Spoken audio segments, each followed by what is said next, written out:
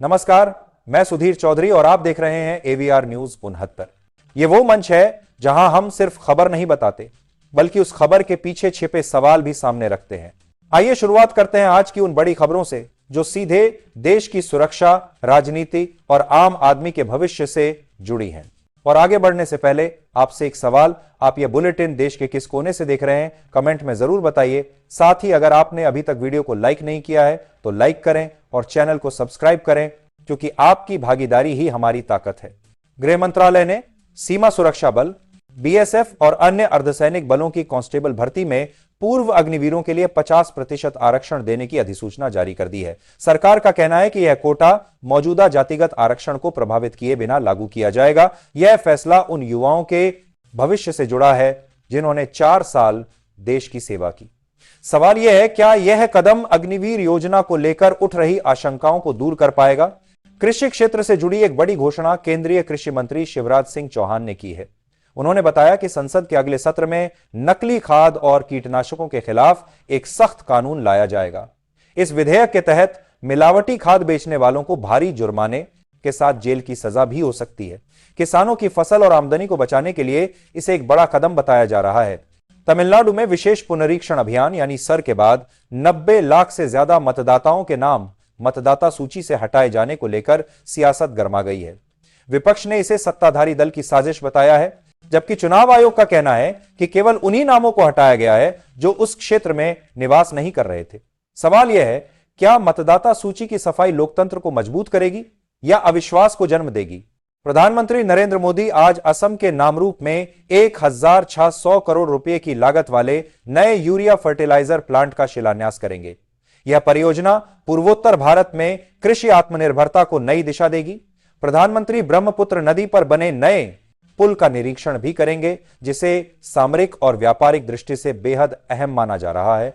राज्यसभा में GRG bill पारित होने के बाद संसद परिसर में विपक्ष का तीखा विरोध देखने को मिला।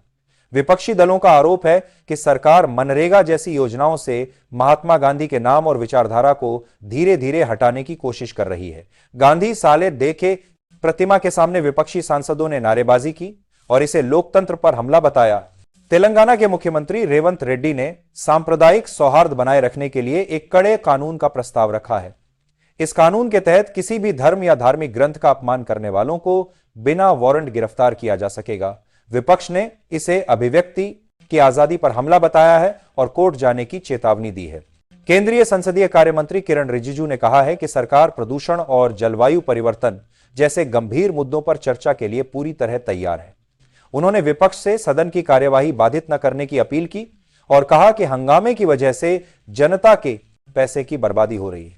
मुंबई नगर निगम चुनाव से पहले कांग्रेस के प्रदेश अध्यक्ष ने संकेत दिए हैं कि पार्टी सभी सीटों पर अकेले चुनाव लड़ सकती है।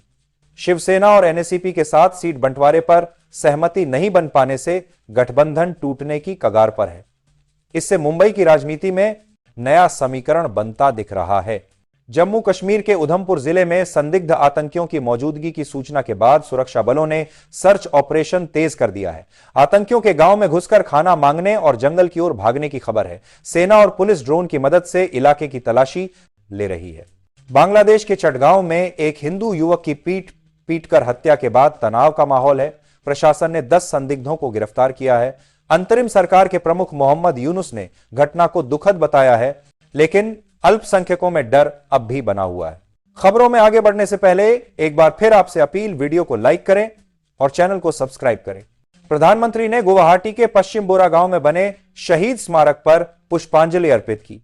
उन्होंने असम आंदोलन के शहीदों को याद करते हुए कहा कि उनका बलिदान व्यर्थ नहीं जाएगा। दिल्ली भाजपा ने मुख्यमंत्री अरविंद केजरीवाल के जेल में रहते हुए लिए गए कैबिनेट फैसलों पर सवाल उठाए हैं और उनकी संवैधानिक वैधता की जांच की मांग की है। भारतीय रेलवे ने लंबी दूरी की ट्रेनों के किराए में 5 से 7% बढ़ोतरी का फैसला किया है। हालांकि लोकल और पैसेंजर ट्रेनों के किराए में कोई बदलाव नहीं किया गया है। भोपाल में मेट्रो ट्रेन का उद्घाटन किया गया है। मुख्यमंत्री ने कहा कि इससे ट्रैफिक और प्रदूषण दोनों में कमी आएगी। पाकिस्तान में इमरान खान और बुशरा बीबी को तोशाखाना भ्रष्टाचार मामले में 17 साल की सजा सुनाई गई है, जिससे वहां की राजनीति और गर्मा गई है।